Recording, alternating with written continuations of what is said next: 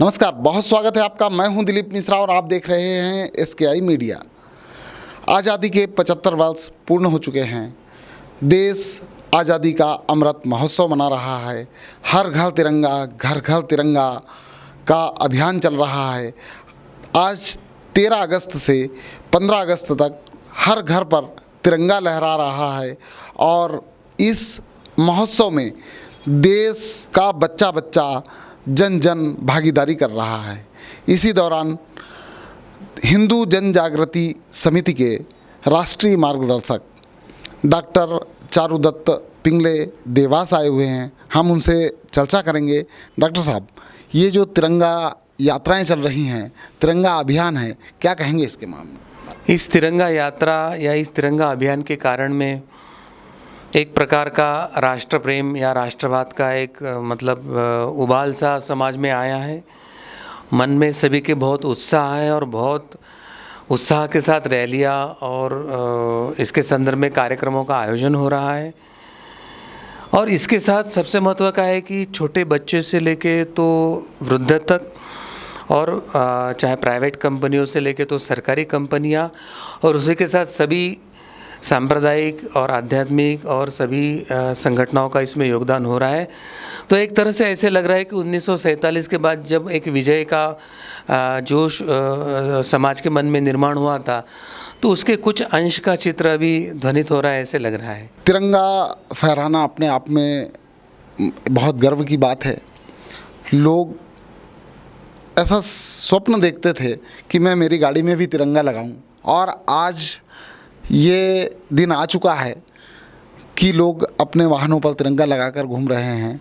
और इसे लेकर मैं जहाँ तक समझता हूँ कि जब देश आज़ाद हुआ था उसके बाद शायद ये पहला मौका होगा कि इतने बड़े तादाद में ऐसा महोत्सव मनाया जा रहा है। इसे लेकर क्या कहेंगे? और जिस तरह से तिरंगे को लेकर लोगों में भावनाएं जागृत हुई, देश प्रेम को लेकर भावनाएं जागृत हुई, तो इसका कितना क्या फ़र्क पड़ेगा राष्ट्र प्रेम को लेकर? वैसे अभी जो हम आयोजन कर रहे हैं वो आज़ादी के अमृत महोत्सव का 75वें स्वतंत्र दिन का है।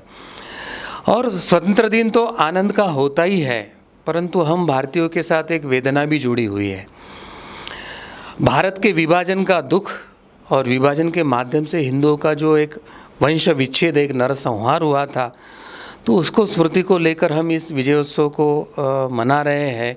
क्योंकि एक विजय तो विजय है, क्योंकि हमने अंग्रेज़ों को उस समय परास्त किया था।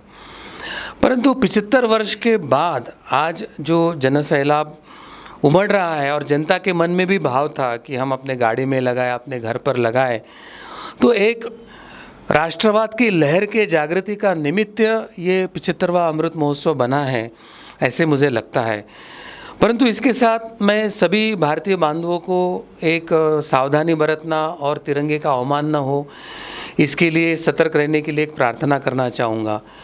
क्योंकि जैसे हमने कुछ वर्ष पूर्व ये जो प्लास्टिक के तिरंगे रास्ते पे बेचे जाते थे और बाद में बच्चों को एजुकेट न करने के कारण वो शाम को कहीं फेंके जाते थे, तो गटर से, नाले से, रास्ते से उठाकर हमको सम्मान से पुलिस या प्रशासन के पास जमा करना पड़ता था।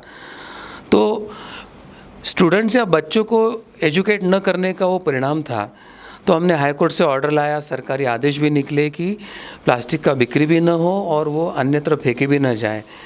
तो अभी भी हम बड़े पैमाने पे यह महोत्सव का आयोजन कर रहे हैं।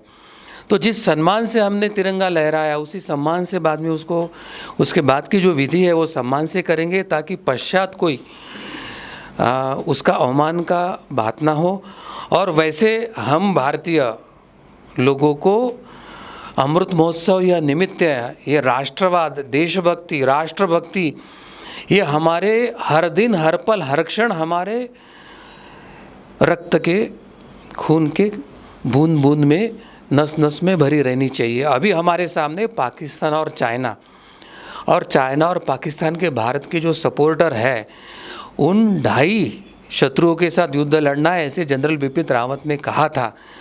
तो हमें राष्ट्र रक्षा के लिए ये ढाई जो हमारे शत्रु है, उसकी रक्षा के लिए अंतर्बाह्य तैयार रहने की भी आवश्यकता है, ऐसे मुझे लगता है। देवास से लेकर देश तक हमारे दर्शकों के लिए कोई संदेश? ये जो राष्ट्र प्रेम है, ये हमें संगठित रूप से करते समय हम अपने स्वदेशी का उपयोग अधिक से अधिक करें।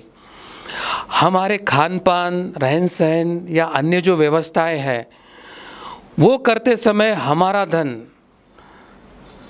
हमारे देश के विरोध में खड़े रहने वाले शत्रु देश के हाथ में ना जाए, हमारा धन हमारे देश में ही रहे और हमारे देश के अंदर की जो